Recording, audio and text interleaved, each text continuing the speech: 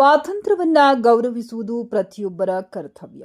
B Parthasarathy, Sriramanagara. Swami Vivekananda public ಸ್ಕೂಲ್ನಲ್ಲಿ 80ನೇ ಸ್ವಾತಂತ್ರ್ಯ ದಿನಾಚರಣೆಯನ್ನ ಸಂಭ್ರಮದಿಂದ ಆಚರಿಸಲಾಯಿತು. ಶಾಲೆಯ ಸಂಸ್ಥಾಪಕರಾದ ಬಿ ಪಾರ್ಥಸಾರಥಿಯವರು ಧ್ವಜಾರೋಹಣ ನೆರವೇರಿಸಿ ಮಾತನಾಡಿ, ದೇಶದ ಸ್ವಾತಂತ್ರ್ಯಕ್ಕಾಗಿ ಮಹಾನ್ ಹೋರಾಟಗಾರರು ತಮ್ಮ ಜೀವ, ಕುಟುಂಬ ಹಾಗೂ ಸರ್ವಸ್ವವನ್ನು ತ್ಯಾಗ ಮಾಡಿದ್ದಾರೆ.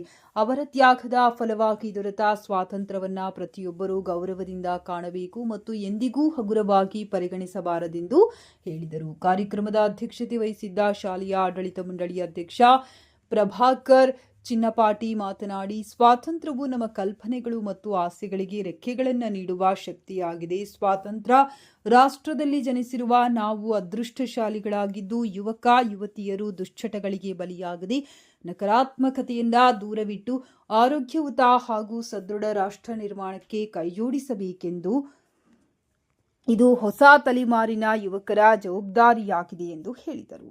ಶಾಲೆಯ ಮುಖ್ಯೋಪಾಧ್ಯಾಯರಾದ ಶ್ರೀಮತಿ ಶಾರುನ್ ಕುಮಾರಿ ಮಾತನಾಡಿ, ಬ್ರಿಟಿಷರ ವಸಾಹತುಶಾಹಿ ಆಳ್ವಿಕೆಯಿಂದ ಭಾರತ ಸ್ವಾತಂತ್ರ್ಯ ಪಡೆದ ದಿನವಾದ ಆಗಸ್ಟ್ 15ರಂದು ಪ್ರತಿ ವರ್ಷ ಸ್ವಾತಂತ್ರ್ಯ ದಿನಾಚರಣೆಯನ್ನು ಆಚರಿಸಲಾಗುತ್ತದೆ. ಈ ದಿನವು ಕೇವಲ ಆಚರಣೆಗೆ ಸೀಮಿತವಾಗದೆ ಸ್ವಾತಂತ್ರ್ಯ ಮತ್ತು ಪ್ರಜಾಪ್ರಭುತ್ವದ ಮೌಲ್ಯಗಳನ್ನು ಮುಂದಿನ ಪೀಳಿಗೆಗೆ ಪರಿಚಯಿಸುವುದರ ಜೊತೆಗೆ ಪ್ರತಿಯೊಬ್ಬ ಭಾರತೀಯನಲ್ಲೂ ದೇಶಭಕ್ತಿಯ ಮನೋಭಾವವನ್ನು ಬೆಳೆಸುವ ಮಹತ್ವದ ದಿನವಾಗಿದೆ ಎಂದು ಹೇಳಿದರು.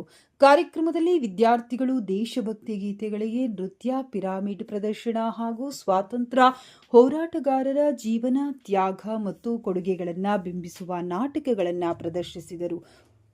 ವಿವಿಧ ಸ್ವಾತಂತ್ರ್ಯ ಹೋರಾಟಗಾರರ ಛದ್ಮವೇಷಗಳು ಕಾರ್ಯಕ್ರಮಕ್ಕೆ ವಿಶೇಷ ಮೆರುಗು ನೀಡಿದವು. ಕಾರ್ಯಕ್ರಮದಲ್ಲಿ ಹಿರಿಯ ಶಿಕ್ಷಕ ಸಜೀವ